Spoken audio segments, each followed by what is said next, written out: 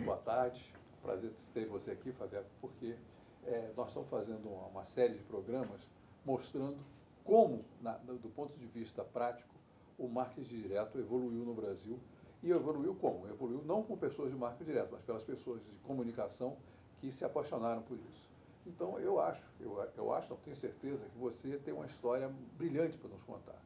Porque publicitário, jornalista, em Porto Alegre, veio parar em São Paulo, dirigindo uma agência multinacional e inventando nela um formato que hoje passou a ser a regra nas agências novas, 360 graus.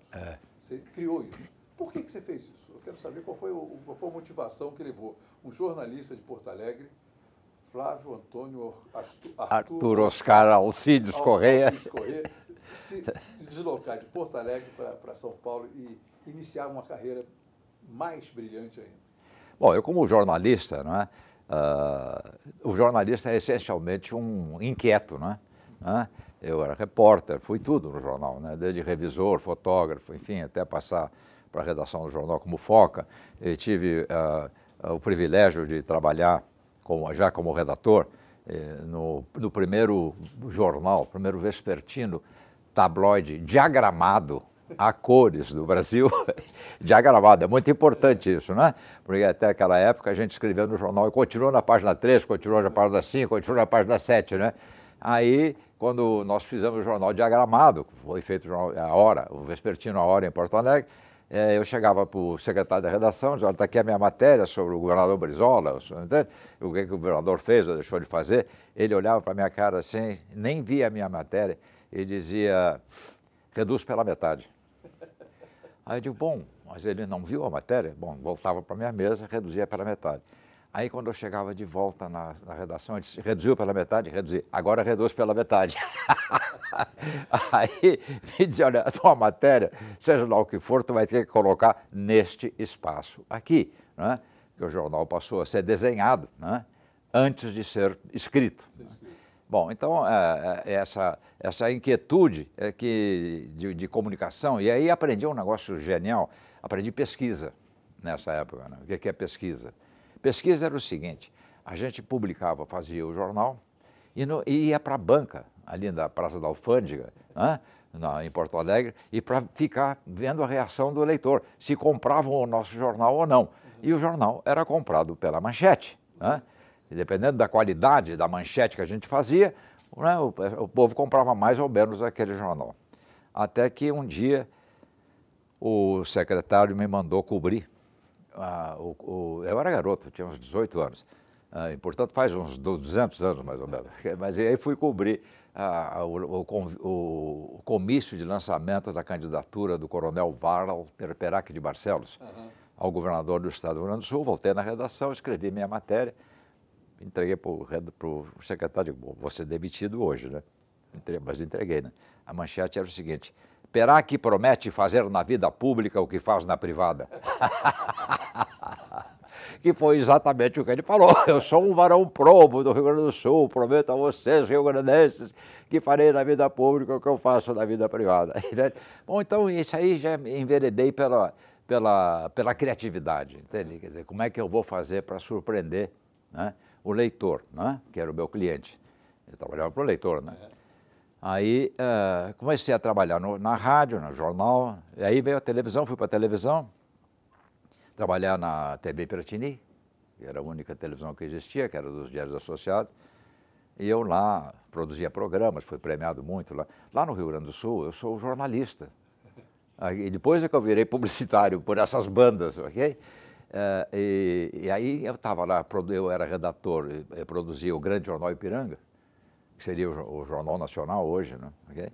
E aí, lá em cima do morro, no Morro Santa Teresa, eu pegava o bonde lá embaixo, tinha que subir aquele morro inteiro para chegar lá no meu pequeno cubículo onde eu escrevia as notícias e produzia o jornal. E entravam vinham aqueles caras de carro, os caras de carro, e pedi para mim escrever para eles e produzir, e muitas vezes até apresentar os famosos comerciais ao vivo, né? Ok? Eu digo, poxa, e me davam um cabrito, a gente chamava um cabrito, uma gorjeta, né? Aí, pô, esse cara me dava aquela gorjeta, eu digo, poxa, né? Aí começou a ir uma porção deles lá atrás de mim para mim escrever os tais comerciais ao vivo. Aí eu digo, puxa, e eu comendo um sanduíche muito ruim, eu quando descia lá no Largo dos Medeiros, via aqueles caras comendo muito melhor do que eu digo, pô, os caras andam de carro, comem melhor do que eu, tem alguma coisa errada. Eu pesquisa. Da pesquisa vê que uma coisa dá mais dinheiro do que outra. Então, a minha pesquisa me levou a levar em consideração que tinha alguma coisa errada, que tinha alguma outra profissão que estava dando mais dinheiro do que a minha, né? E eram os publicitários, né? Ok? Digo, bom, então acho que eu vou tentar esse negócio aí, né? Porque vou ver o que eu vou fazer, né? E comecei a tentar, né?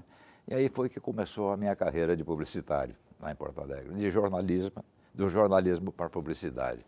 E aí que eu criei a primeira, aí minha compulsão pelo marketing direto ou pela modernidade. Eu criei naquela época a primeira agência de publicidade virtual que existiu no Brasil.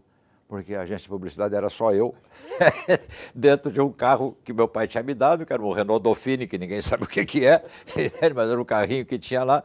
Então eu era uma agência virtual, né? Porque eu atendia o cliente, eu escrevia os anúncios, eu produzia os anúncios, gravava os anúncios, entregava, fazia tudo, cobrava, quando eles me pagavam, entende? Porque quando o meu cliente não me pagava, eu voltava para o bonde, eu já tinha comprado um carro, né?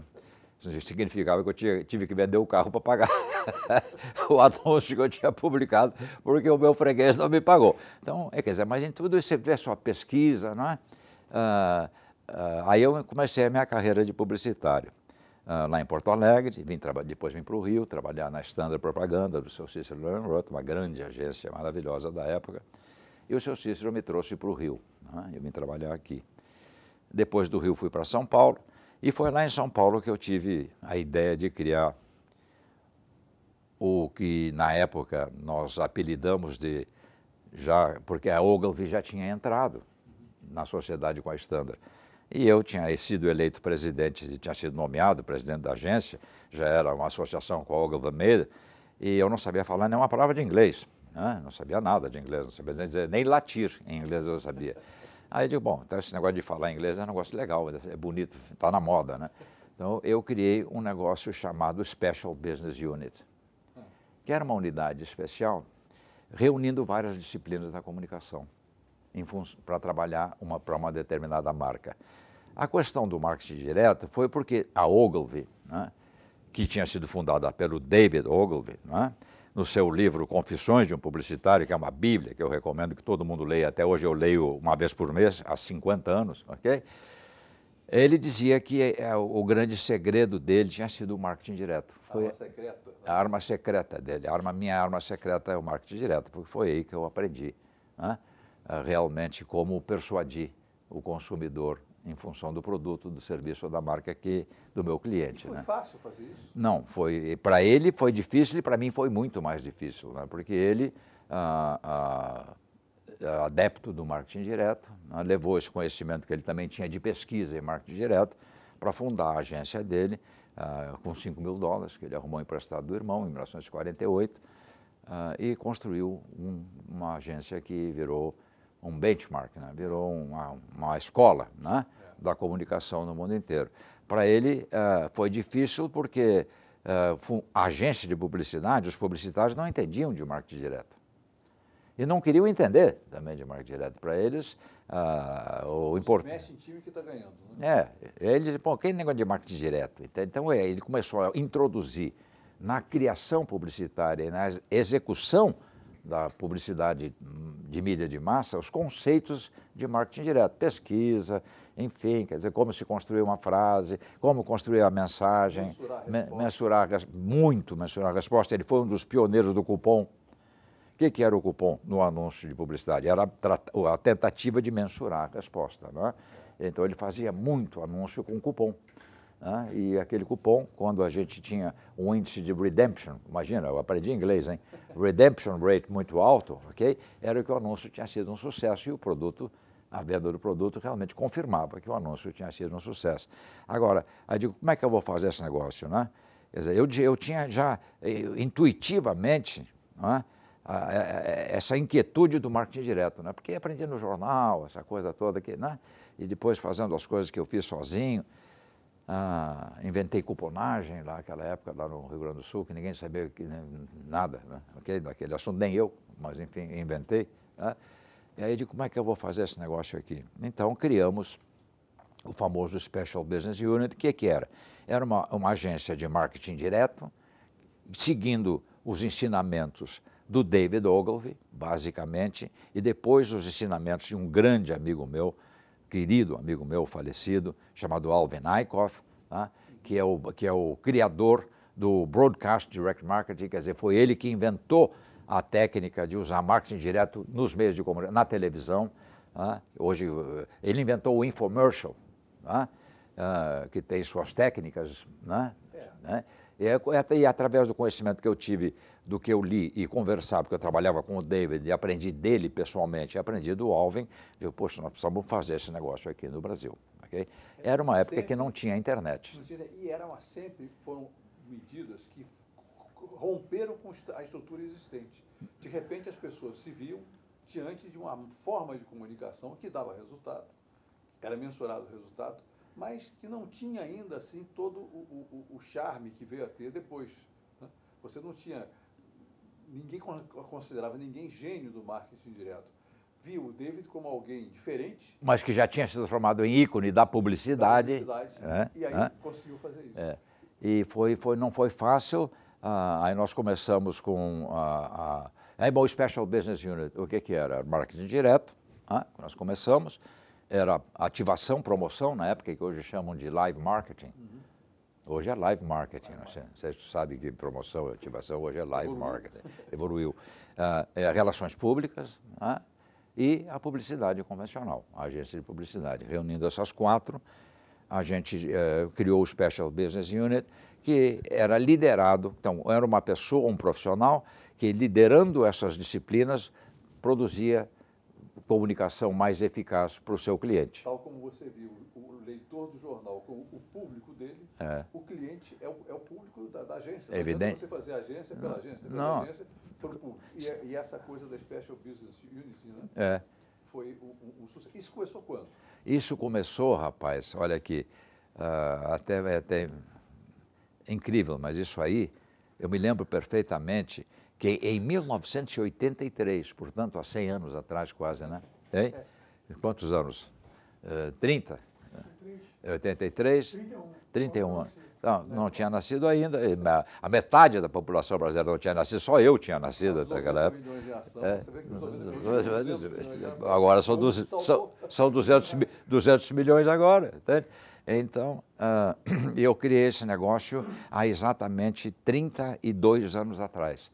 Porque eu me recordo, aliás, um amigo nosso comum que me recordou disso outro dia, até me presenteou com um exemplar, porque eu não tenho arquivo nenhum, né? Não sou o João Condé, não tenho arquivo, né? Com um anúncio. Bom, sim, o Special Business Unit depois evoluiu para a Orchestration, que era a orquestração, ok? Eu me lembro que em 1983 eu fui escolhido publicitário do ano pelos colunistas lá em São Paulo, por causa do Orchestration. Eu fui o primeiro executivo, publicitário que trabalhava numa multinacional, porque naquela época a xenofobia era total, né? Então eu rompi a barreira da xenofobia, fui eleito publicitário pelo Orchestration, pela utilização do marketing direto, promoção, relações públicas e publicidade no complexo de comunicação, na busca de uma solução mais eficaz para as marcas que nós cuidávamos, né? Nós trabalhamos juntos quanto tempo, Pio? Muito tempo. Muito tempo. Eu fui para Ogilvy em 85.